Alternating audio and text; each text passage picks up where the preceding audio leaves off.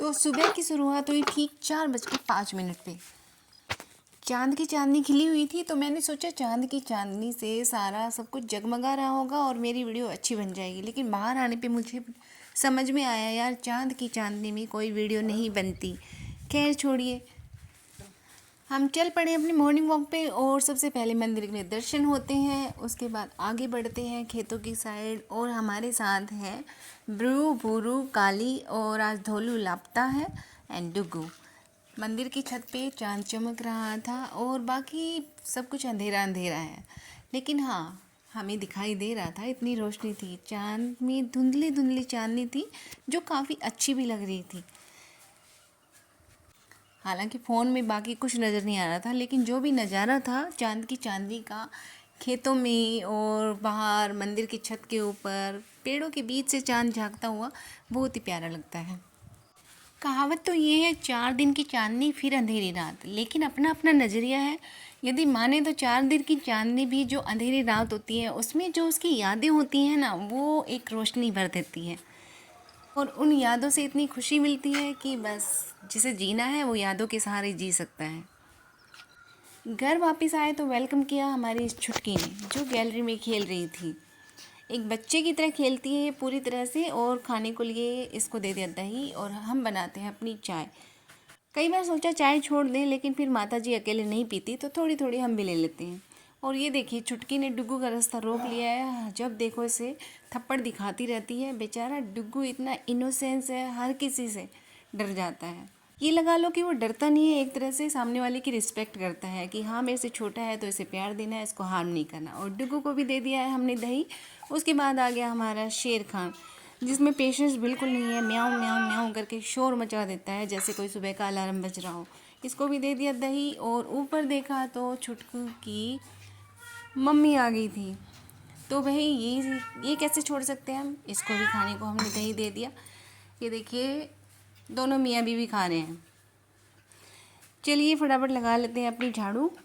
सुबह जब जल्दी उठते हैं ना तो उसका मज़ा ही अलग होता है। सही कहा जाता है ब्रह्म मुहूर्त में उठना चाहिए, उसके बहुत सारे फ़ायदे होते हैं। और मुझे ये फ़ायदा हमेशा नज़र आता है अपने अंदर, अपने काम में। जो एक्टिवनेस होती है बॉडी में वो काफ़ी अपने कहते हैं ये लगा लो हाई लेवल पे होती है। उसके बाद आज सोचा कि टाइम है तो चलो डुगू को भी नहला देते हैं। तो सुबह सुबह डुगू भी नहा लिया आज। डुगू नहाने के लिए हमेशा तैयार रहता है, चाहे इसे रोज़ नहला दो। और नहाने के बाद इतना एक्टिव हो जाता है कि बस पूछो मत। तो खुशी खुशी ये नहा रहा है और जम के अच्छी मालिश भी करवा रहा है साथ में। देखो कितने प्यार से नहाता है ये। उसके बाद इसको दी हमने चॉकलेट और ये अपनी मस्ती मार रहा है। फिर आज माता जी की फरमाइश थी, कल रात को ही उन्होंने फरमाइश कर दी थी कि लौकी का घिया का हलवा सॉरी रायता खाना है। तो बस डुगू को नहलाने के बाद अपने रायते की तैयारी कर लेते हैं। नॉर्मली मैं अपना झाड़ू पोछा करने के बाद नहा लेती हूँ, लेकिन आज डुगू का नहलाने का काम बीच में हो गया तो मेरा नहाना छूट गया।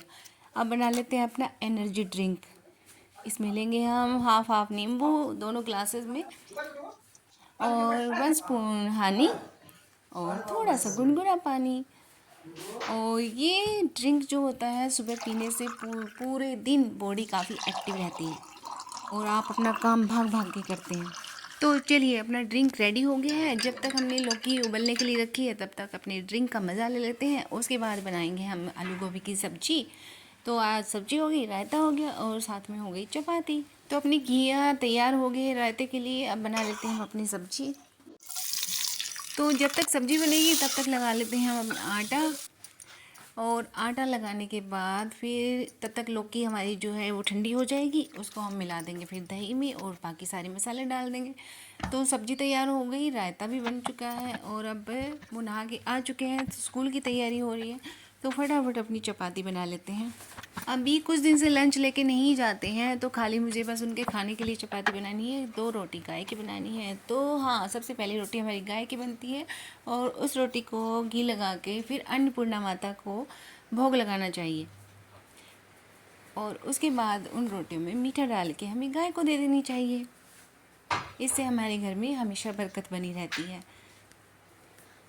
और अन्नपूर्णा माता का आशीर्वाद हमेशा हमारे किचन में रहता है। खाने पीने की जो हमारा भंडार रहता है वो हमेशा भरा रहता है और किसी चीज़ की कोई कमी नहीं आती।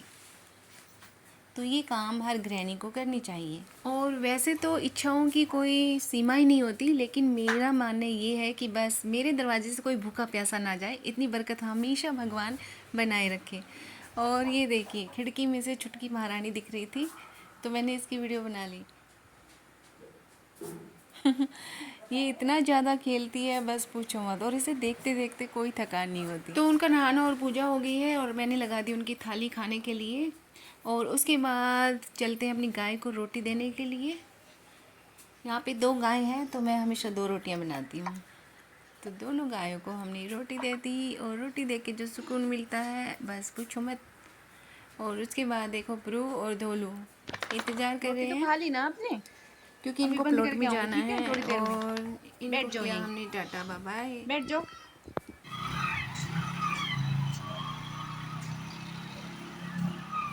अभी बैठ और जाओ। ये देखो, इसका खेलना ख़त्म ही नहीं होता। अभी भी 2-2 बॉल लेके बैठी हुई है खेलने के लिए।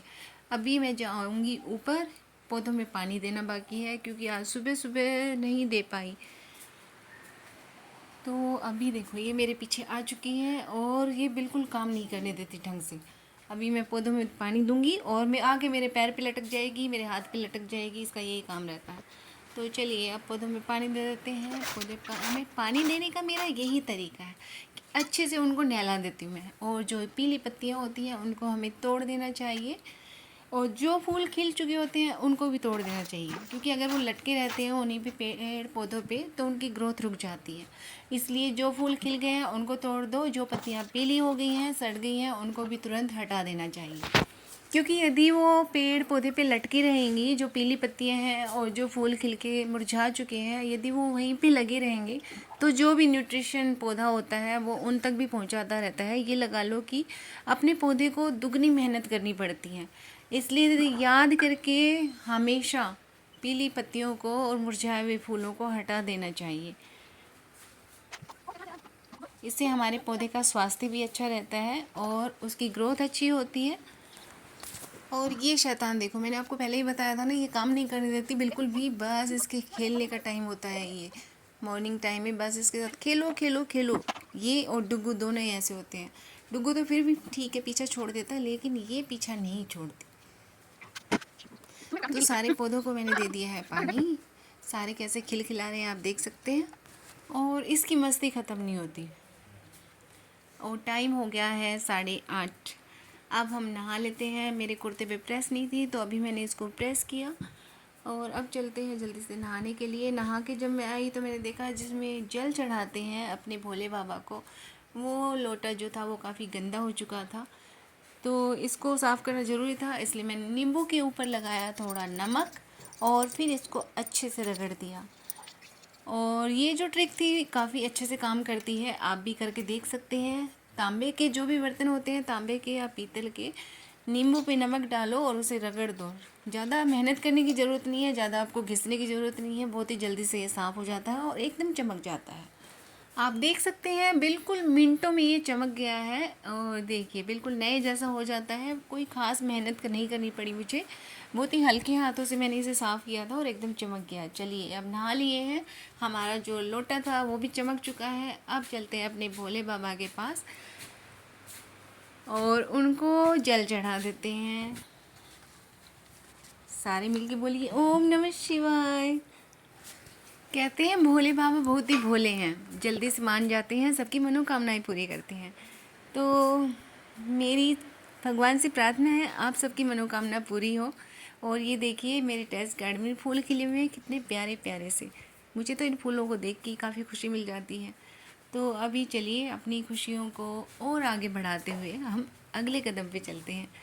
अभी हम नीचे चलते हैं और ये देखिए ब्रू इंतज़ार कर रहा है मेरा। चलो क्योंकि ब्रू, धोलू, कालू तो नहीं है अभी, सॉरी, आ जाओ। काली और भूरू, ये देखिए सारे आ चुके हैं। काली नहीं है आज, काली फिर भी दीवार पर से आ जाती है फांद के। काली नहीं आई। अभी इनको मैं प्लॉट में छोड़ के जाऊंगी क्योंकि काफ़ी तेज़ धूप होती है और रास्ते में बेचारे छाया की तलाश में नाली में पड़े रहते हैं। तो इससे अच्छा है, मेरा भी कुछ फ़ायदा होता है कि जो बंदर वगैरह होते हैं वो फिर नहीं आते और कोई नुकसान नहीं करके जाते। और इनको भी आशियाना मिल जाता है। पूरी दोपहर ही आराम से पेड़ की छाँव में ठंडी ठंडी मिट्टी में बैठे रहते हैं। तो इनका भी फ़ायदा होता है और साथ में मेरा भी फ़ायदा हो जाता है। तो इनके लिए मैं एक रोटी लेके आई थी, हालांकि रोटी मैंने सुबह खिला दी थी इनको, फिर भी अभी मैं दही लगा के एक रोटी लाई थी और इन सबको मैंने छोटे छोटे टुकड़ों में खिला दिया। अब देखिए यहाँ पे एक किनुआज भी टूटा हुआ है, नहीं पता इस बार क्या बीमारी हो गई है, इनको टूट टूट के गिरने लग गए हैं। तो इस हिसाब से लगता नहीं है कि इस बार हम पके हुए किनू खा पाएंगे। और ये देखिए इन्होंने अपनी अपनी जगह ले ली है, भूरू अपना गड्ढा खोद रहा है बैठने के लिए। अभी रैबिट के पास आ गए हम और रैबिट को भी खाना खिला दिया। इनके खाने में है बिस्किट, रोटी और बाजरा, और जो हरा चारा होता है, फाइकस के पत्ते और जो हरी घास वगैरह होती है वो हमेशा इनके पास रखी रहती है। और ये सुदर्शन में फूल खिले हुए हैं कितने बड़े बड़े से, और गुड़हल के फूल लाई हूँ मैं कृष्ण भगवान पे चढ़ाने के लिए।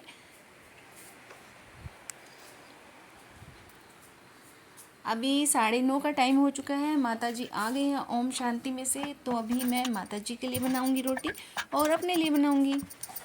तो चलिए गर्मा गर्म चपाती बन चुकी है, दे के आते हैं माता जी को। और आज माता जी की थाली में है लौकी का रायता, आलू गोभी की सब्जी और बेसन की बर्फ़ी और गर्मा गर्म चपाती।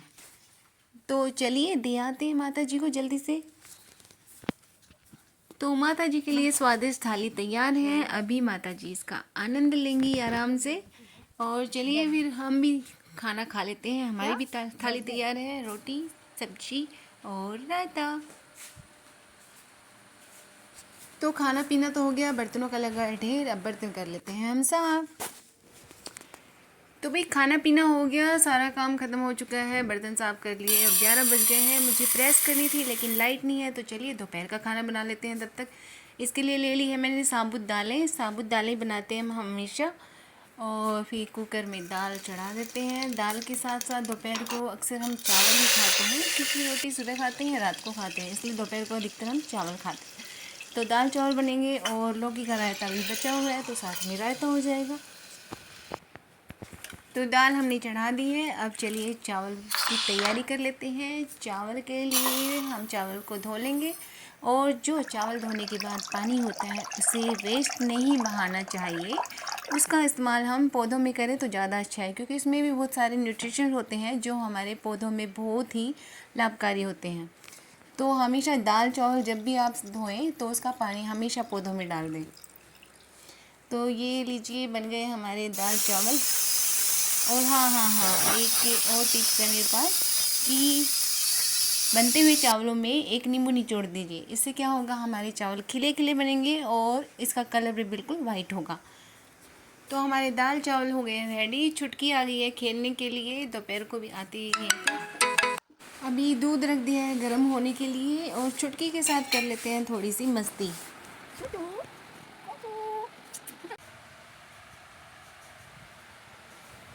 तो छुटकी को दे दिया मैंने खाना, वो अपना खाना खा रही है आराम से, और मैंने अपने लिए बना ली है 1 कप कॉफ़ी।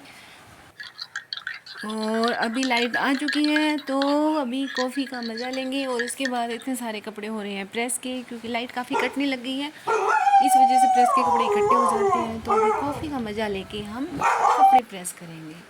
सारी तैयारी कर ली मैंने, कपड़े ला के रख दिए हैं और ये चादर बिछा दी है। डुगू बाहर झाँक रहा है, और अपनी कॉफ़ी पीने के बाद अपने कपड़े प्रेस करती हूँ मेरे सारे। इसमें मुझे लग जाएंगे शायद 1.5-2 घंटे।